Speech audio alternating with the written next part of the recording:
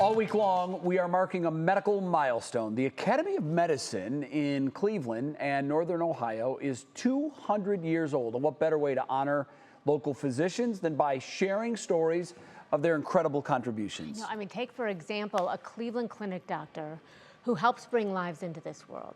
Well, these days, she's grateful for the stranger who saved hers. Here's senior health correspondent Monica Robbins.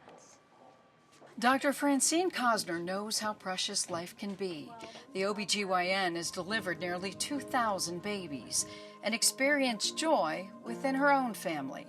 But it was the mundane task of changing her socks that rocked the doctor's world. I noticed I had some swelling, and I said out loud, well, that's not right. My ankles, the kind where you press and it stays. I had my executive physical a few months earlier. I was in great shape. And I saw my doctor who ordered lab tests, and I thought, do I have a heart or kidney problem? And I had crazy elevation of liver enzymes. Liver disease in a healthy person? Cosner didn't fit the typical profile until she did some digging and found the answer on a prescription pill bottle. This was an antibiotic that I had taken 2 weeks before, that I had taken all my life. That I prescribed probably thousands of times, but this drug actually is known to cause an autoimmune liver injury. A rare side effect of the antibiotic nitrofurantoin, even though she only took it for just 3 days. A biopsy confirmed massive necrosis.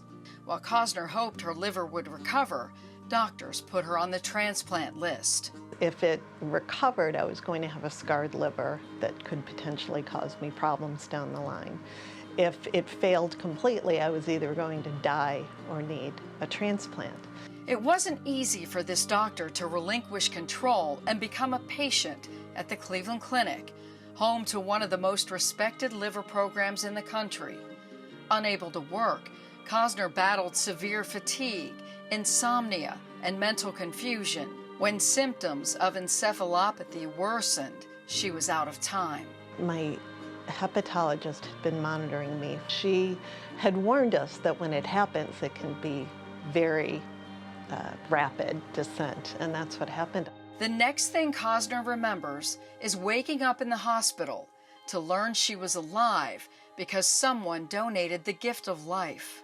When someone is in this position to make the decision, it's the worst day of their life. They're going through such a tremendous trauma. How could you ask them to think of someone else? Through the kindness of somebody who looked beyond their own pain to say, maybe I could help someone who's also suffering today. So their worst day became my best day. Francine Cosner is no longer the same doctor, having experienced the emotional aspects of a major health event.